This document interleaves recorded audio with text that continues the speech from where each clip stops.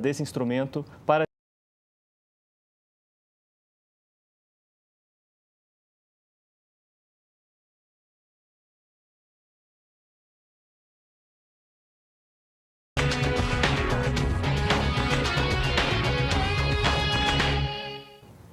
Olá, estamos começando pela TV Horizonte, uma emissora da Rede Catedral de Comunicação, o programa Religare, Conhecimento e Religião. Hoje vamos tratar o tema mídia e religião. Qual é o papel da mídia na sociedade contemporânea e como as religiões têm utilizado desse instrumento para divulgar seus valores? A nossa convidada, Ivna Sá, é professora e jornalista, defendeu uma dissertação de mestrado sobre mídia e educação na PUC Minas, no programa de mestrado em educação, sobre a orientação da professora Sandra Tosta. Tudo bem, Ivna? Tudo bem. É um prazer recebê-la aqui. Prazer é meu. Não é? Como é que é essa relação que você tratou no seu mestrado entre mídia e educação? A gente tentou fazer um estudo sobre a forma como professoras, que já têm uma prática, que são estudantes do curso de pedagogia e que são professoras, já exercem isso na educação infantil ou no ensino médio, como que elas veem os meios de comunicação, né? Sim. Como que elas lidam com os comentários, por exemplo, das crianças quando chegam em sala de aula e comentam a cena da telenovela. Ela está preparada para isso? Ela sabe dialogar com a criança e com o aluno dela? E a nossa conclusão foi de que realmente ela não está preparada. Sim, que ela tem um certo medo, né?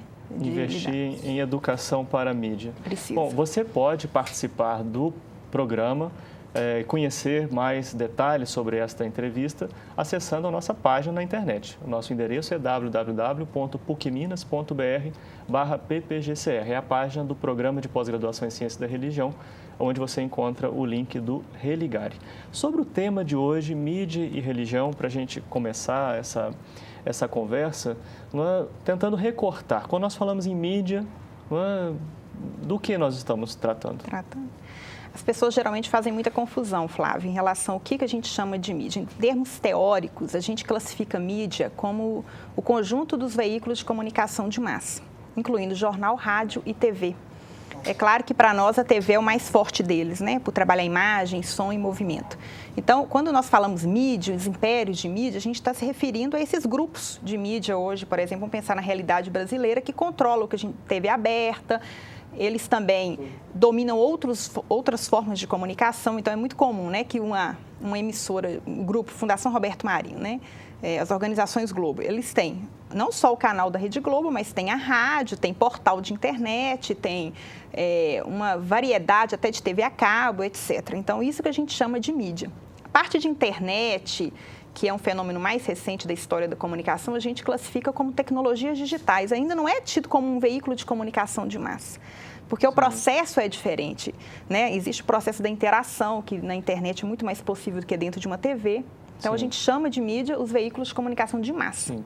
Agora, mídia é instrumento. Por detrás da mídia, o meio, há sempre um grupo de interesses dos mais diversos. Como que se trata, ou como se discute nas teorias da comunicação, essa, digamos, ausência de neutralidade do meio, e esse ser um instrumento, né, algo a ser utilizado por determinados grupos e interesses? A questão da neutralidade é um mito, né? Não existe. Quer dizer, ninguém cria um jornal, um rádio, uma televisão ou qualquer outro objeto de mídia sem interesse. Você quer vender uma ideia, você quer vender um produto, você quer disseminar entre a sociedade algum interesse. Existem interesses que são de ordem financeira, outros de ordem religiosa, enfim, ordens sociais, culturais, mas existem interesses. Isso aí é fato. Sim. Tá? Agora, quando a gente fala, ela deve ser um instrumento, com certeza. A própria palavra na origem dela, ela é um instrumento. Mas muitas vezes, esse instrumento, ele toma a força do próprio conteúdo. Ele passa a ser a própria coisa, será que a gente pode dizer assim, né? Tem um teórico da comunicação que ele chegava a dizer, McLuhan, ele falava assim, o meio é a mensagem, entendeu? O meio, ele é capaz de transformar tanto aquela mensagem que ele pode, em algum momento, ele vira a própria mensagem. E ele não deixava de ter razão quando ele falou isso na explosão do audiovisual, né? Quando a TV começa a tomar os lares americanos e tudo aquilo que a televisão prometia no período. Sim. É conhecida a afirmação de que a mídia é um quarto poder. Como que ela chegou a se estruturar e a se firmar nesse lugar? Com investimento, muito investimento. Investir nos meios de comunicação significa gastar dinheiro, né? E aí você investe em tecnologia, você investe em qualidade, sofisticação e porque, na verdade, vamos pensar assim, para a gente não falar assim, rádio, jornal, TV, eu vou pegar a TV porque ela é mais fácil da gente perceber, está em todos os lares e tudo. Quer dizer, o que a TV faz? A TV, ela trabalha imagem, som, movimento e ela promove trocas, né? Ela conseguiu fazer isso porque ela gera, para quem está do outro lado da telinha, o entretenimento, o lazer, o descanso da cabeça, do estresse do dia a dia. Quando eu estou diante de uma telenovela, eu não vejo aquela telenovela simplesmente por nada. Eu vejo porque eu quero descansar, eu vejo porque eu me identifico com aquele personagem, porque em algum momento ele me completa. Por mais difícil que seja as pessoas entenderem isso, existe uma troca. A mesma coisa no programa esportivo, porque eu quero uma troca, eu quero uma informação. E ela foi aprimorando isso de tal maneira que conseguiu, com muito, no caso, falando da TV brasileira de um modo em particular, quer dizer, a Rede Globo hoje é a quarta no mundo em termos de qualidade técnica, né? É o maior produto de exportação que a gente tem hoje no Brasil é a TV brasileira, com suas telenovelas. Então, assim, existe uma tecnologia muito eficaz, um aprimoramento, que trabalha o tempo todo com o prazer do telespectador. Isso é muito importante a gente frisar. A TV, ela sobrevive, a TV aberta, ela sobrevive porque ela alimenta o gozo do telespectador, né? Se eu não estiver sendo alimentada nesse prazer, eu desligo o canal. Daí, muitas vezes, as pessoas, em geral, dizerem que programações culturais são um pouco chatas, porque ela não está ali para alimentar o gozo. As programações culturais, mais educativas, estão ali para poder construir conhecimento, debater algum assunto e tal. E diferente de um programa de auditório, uma superprodução cinematográfica, que é o tempo todo a emoção, o tempo todo o espetáculo, né? A gente está diante de um espetáculo incessante na televisão. E é isso que alimenta. E isso que fez com que ela chegasse até hoje com Sim.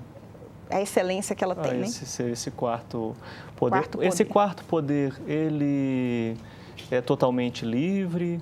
Não é? Há alguma instância, não é, que possa acompanhar, estudar, criticar ou até educar para se lidar com esse poder? Sim. A gente chama de Ou seja, há um quinto poder?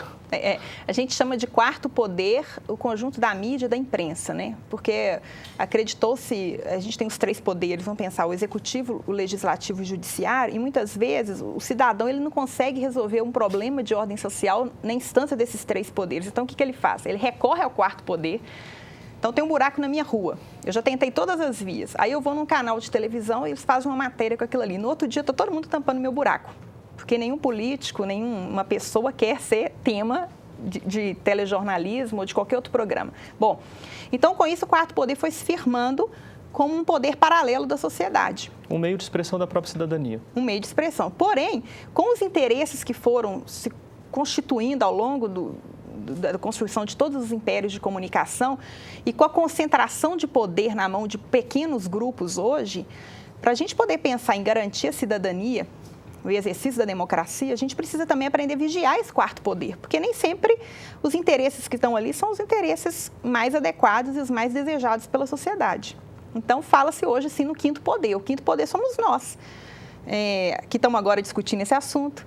O quinto poder é um professor na sala de aula formando seus alunos. O quinto poder é um padre ou um pastor ou qualquer líder religioso tratando desse assunto com seus fiéis. É um líder de uma ONG, de uma organização sindical. É um jovem que tem um pouco de consciência desse papel e cria um blog e vai discutir a mídia. A mídia passa a ser o assunto desse blog. Então, essas iniciativas isoladas constituem o quinto poder. Ivna, nós teríamos no Brasil um bom nível de alfabetização para a utilização da mídia? Não, péssimo. Alfabetização midiática? Uma alfabetização midiática? Não, muito pouco. A gente tem algumas iniciativas que não são divulgadas, né? Porque também não é interesse dos meios de comunicação de massa dizerem, olha, eduquem-se para nos criticar, para nos vigiar. Então, a gente não sabe. Por exemplo, existe uma campanha da Câmara dos Deputados, da Câmara Federal, que se chama Quem Financia Baixaria contra a Cidadania, que é uma forma do cidadão vigiar programas que tratam a dignidade humana no nível mais baixo. E, ao denunciarem isso para o programa, os organizadores dessa campanha vão até os anunciantes do programa e falam assim, olha, sua empresa está associando a marca dela com um programa de baixo calão, que deprecia a dignidade do ser humano. Então, tirando o anunciante, você tira o programa do ar. A alma do negócio. Do sistema, né? Do sistema. Capitalista e midiático, né? Porque sem o dinheiro ele não funciona. Então, existem essas iniciativas, mas alguém já ouviu falar? Quer dizer, já foi tema de alguma reportagem, de algum jornal que você tenha ouvido falar que existe essa campanha? Então, as coisas não são divulgadas, né? Sim. Não existe esse interesse. E não tem o preparo também, tá, Flávio? Que eu acho que é uma dimensão importante. Quer dizer, se nós pegarmos os formadores de opinião da sociedade, as pessoas que exercem poder de liderança de opinião, elas mesmas não são alfabetizadas em mídia. Lembrando que quando a gente fala alfabetização em mídia, eu não estou falando de um uso da técnica pela técnica. Não estou aqui falando em como usar a TV digital, como você vai interagir com essa tecnologia, como que você liga o computador, como que você acessa uma página, como que você transfere um arquivo, faz um download. Não é isso. É entender as entrelinhas, os sistemas que estão em jogo nesse arcabouço aí que a gente está chamando de mídia. Sim. Às vezes, quando se fala sobre mídia, se realça muito um aspecto negativo, a alienação que a mídia pode promover, né? Uma fidelização a certos interesses majoritários, etc. Mas há um lado extremamente positivo, formador de valores e até para levar a transformação da sociedade que a mídia pode exercer? Claro, claro que existe. Isso, inclusive, é o papel dela, né? O papel dela é formar, entreter, educar, né? Se você for na missão empresarial das principais veículos de comunicação, uma das funções é educar. Muitas vezes não se faz o uso correto, adequado, mas que existe, existe. E a gente tem exemplo de quando a mídia abraça uma campanha e como ela é bem sucedida. Entendeu? Entendo. A gente pode pegar exemplos aí, até merchandising de telenovela, merchandising social que eles falam, como que isso abre o debate da sociedade a respeito de um tema, programas a favor de conscientização a respeito da dengue, a gente está vendo aí. Então, quer dizer, existe sim formar valores, contribuir com a sociedade, programação diferenciada. Ok. Nós estamos conversando com Ivna Sá, ela é professora e jornalista. O tema do Religare de hoje é mídia e religião. Nós voltamos daqui a pouco, até já. E é isso.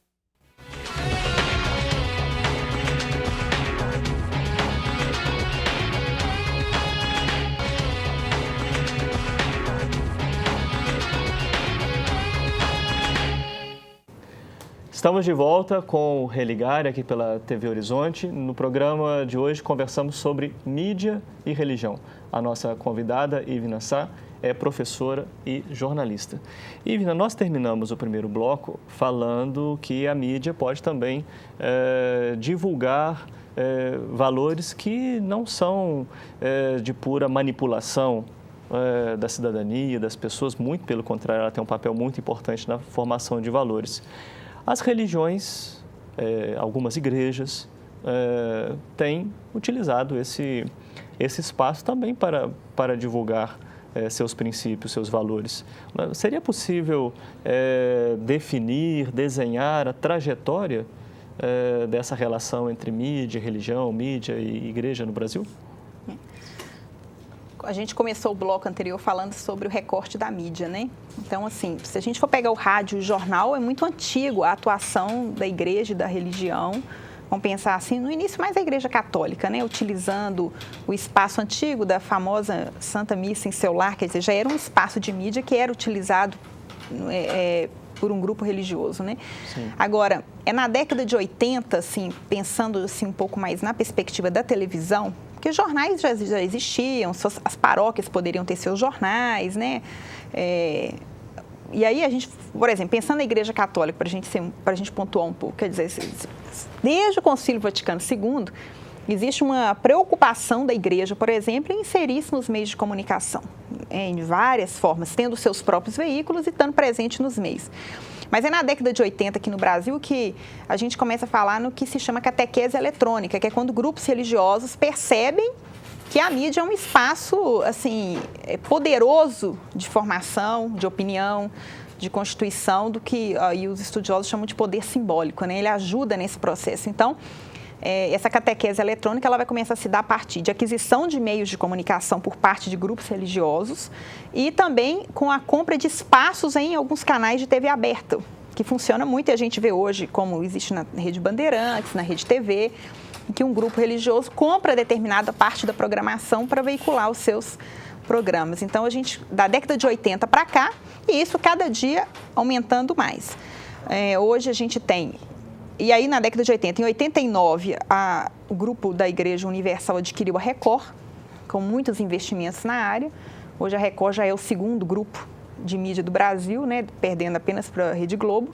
A gente tem aí, das igrejas católicas, a gente tem as TVs locais, a TV Horizonte, a gente tem TV Aparecida, outras iniciativas, mas a gente tem formas de rede a TV Século XXI, a TV Canção Nova, começaram timidamente aí, década de 80, década de 90, e hoje já se constitui assim com excelência de programação, com muito investimento. O que as pesquisas sobre o tipo de programação religiosa dizem, né? Qual que é o perfil dessa programação religiosa?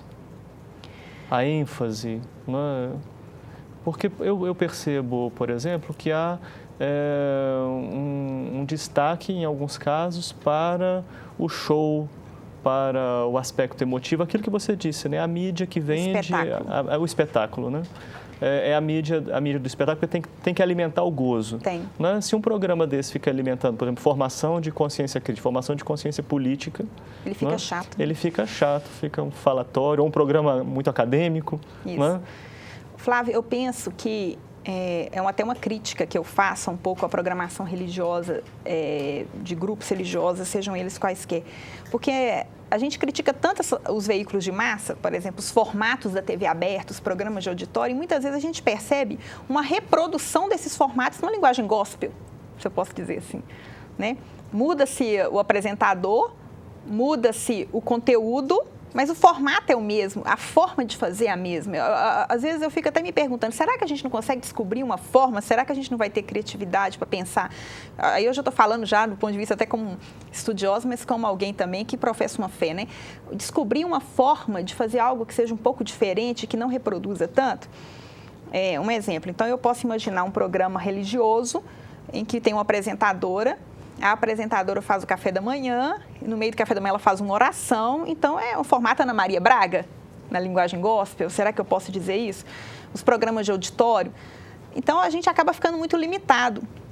Por outro lado, vem aquela pergunta que você fez a provocação, quer dizer, se a gente partir para uma linha mais educativa, vai ter audiência? Então você vê, por exemplo, ou seja pastores, sejam padres, que são os que estão mais visíveis aí na TV aberta que a gente pode ver, como é que é o formato, né? Quer dizer, as pregações, que tem esse tom de espetáculo, né? Que tem esse tom do show da música e tudo, que alimenta a emoção. Não que isso não seja importante, não, de forma alguma. Isso é importantíssimo e é real, né? Nada que está sendo ali, ninguém virou para aquela pessoa que está chorando, que apareceu numa cena e falou assim, chora para ficar bem emocionante a cena. Não, ela chorou, ela sentiu, ela recebeu uma cura. Isso é real. Mas também no formato religioso explora-se isso um pouco, porque isso é emocionante, né? As pessoas pensam, eu quero estar ali também, né? É um pouco dessa ideia, né? Você disse que para se manter como quarto poder, a mídia precisou receber muito investimento. Não é? As igrejas têm investido o suficiente ou adequadamente para se sustentar nessa disputa aí por esse meio? Isso é difícil. Aí é que entra o X da questão, porque ter uma TV, ter um veículo de comunicação de massa é um desejo de todo grupo religioso, praticamente. Mas a questão é o investimento, né? Até onde está disposto a investir nisso? Um leigo, uma pessoa que está fora desse contexto, ela não tem noção de custo de televisão, por exemplo. Quanto que custa fazer um programa de TV? Quanto custa uma inserção publicitária? Eu gosto sempre de falar isso com os alunos, assim, uma inserção no horário nobre da Rede Globo, em cadeia nacional, custa R$380 mil, uma única vez. A pessoa não tem a dimensão do que é isso na realidade dela. Você vê o tanto que a TV... E se existem anunciantes que pagam isso, é porque dá retorno, né? Senão não pagariam. E isso para uma única inserção. Agora, a grande questão que eu vejo hoje em relação à mídia e religião é descobrir qual é o modelo mais adequado de gestão para financiar essa programação religiosa, se a gente pode dizer assim. Então, vamos pegar, por exemplo, o sistema da Rede Super, da TV da Igreja lá da Lagoinha, quer dizer, existe uma consciência. É uma rede da igreja, o próprio participante da igreja entende que, assim como ele colabora com o dízimo, com outras atividades pastorais da igreja, é importante ele investir na televisão. Existe essa consciência. No caso, o fiel da Igreja Batista da Lagoinha, ele tem ele contribui com aquilo. Então, é o sistema de autogestão. Outros grupos religiosos também usam esse meio, né? Aqui, a própria TV Horizonte tem a campanha, né? Quer dizer, a Rede Catedral de Comunicação, que faça parte, você poder colaborar e tal. Mas talvez, não sei, né? Eu não tenho dados para dizer se essa contribuição seja significativa ainda. Será que existe essa consciência nossa? E também no caso católico, aí existe uma pluralidade de formas de ser igreja, que é uma riqueza da igreja, mas na hora de investir em comunicação dificulta. Porque aí tem grupos dentro da própria igreja, né? Então, você não foca tudo em um único lugar. Para pensar assim, será que nós conseguiríamos pensar numa rede católica que fosse uma expressão total da igreja, não de um ou outro, de uma diocese ou de um movimento ou de uma comunidade, mas que fosse única? É difícil porque são várias visões de igreja, então você esbarra em outro modelo de gestão. Agora, há um terceiro modelo, você citou dois ao menos, que é o caso de uma grande rede, que tem digamos, um pé fincado na estrutura religiosa e um outro na estrutura comercial. Que é o caso da TV Record, né? A Record adotou o seguinte critério: nós vamos ser uma emissora para competir com a Rede Globo. Para isso, nós vamos investir em telenovela, vamos construir um centro de dramaturgia, quiçá um dia como o do Projac, vamos investir em esporte, vamos comprar direito de transmissão de Olimpíadas, vamos investir em filme, em programas, e à noite a gente coloca a programação doutrinária, dogmática. Além do jornalismo também. E também o jornalismo, claro, que eu havia me esquecido. Inclusive com o mesmo formato da Rede Globo. Né? É um outro formato. Deu certo. É um outro formato. Pode ser questionável, mas funciona, né? Parece estar funcionando. Alguém poderia dizer assim, mas a programação religiosa da Record, ela é no período noturno. Mas são muitas pessoas que têm problema de insônia e que ficam madrugada dentro vendo televisão, então funciona. O que ainda não foi suficientemente explorado pelos grupos religiosos desse recurso midiático? Não sei, talvez a dramaturgia. Eu acho que... Poderia ser um caminho? Não a dramaturgia, assim, no sentido de colocar um personagem que representa um aspecto religioso, uma novela. Mas, assim, do ponto de vista de filmes, eu acho que a gente ainda está muito distante de chegar numa excelência, né? Vamos pensar em grandes produções como do Mel Gibson, A Paixão de Cristo, quer dizer, uma abordagem religiosa numa grande produção. A gente é hoje tímido nisso e isso é uma forma de comunicar, né? E a própria, saindo um pouco da mídia de um modo mais abrangente, mas já partindo para a perspectiva das tecnologias digitais, eu percebo que existe hoje aí uma revolução silenciosa acontecendo por parte de várias denominações religiosas nesses ambientes virtuais. Só que a gente não consegue mensurar. Mas eles estão aí. Pessoas que, inclusive, trocam experiência religiosa por espaços de convivência nesses meios. Não? Aí a gente vai para uma outra perspectiva, quer dizer, os espaços virtuais hoje, para mim, eles estão se transformando mais do que a extensão do corpo humano.